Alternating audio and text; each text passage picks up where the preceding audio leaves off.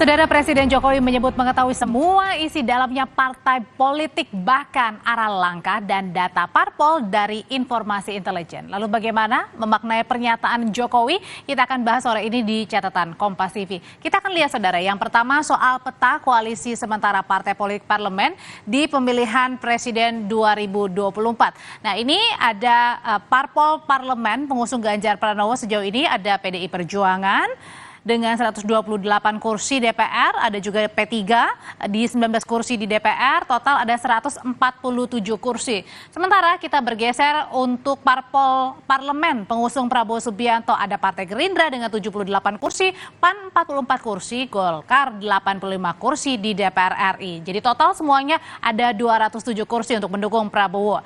Nah lalu parpol parlemen pengusung Anies Baswedan ada Partai Nasdem di 59 kursi, PKB 58 kursi, PKS 50 kursi, total 167 kursi. Dan yang masih belum menentukan pilihan dan masih menjajaki koalisi pasca keluar dari koalisi perubahan ada Partai Demokrat dengan 54 kursi.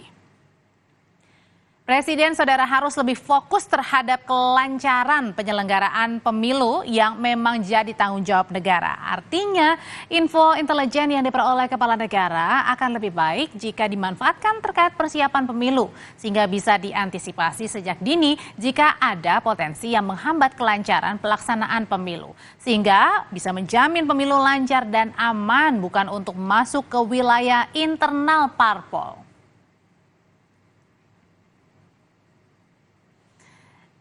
Demikian catatan Kompas TV hari ini, sampai jumpa lagi pekan depan.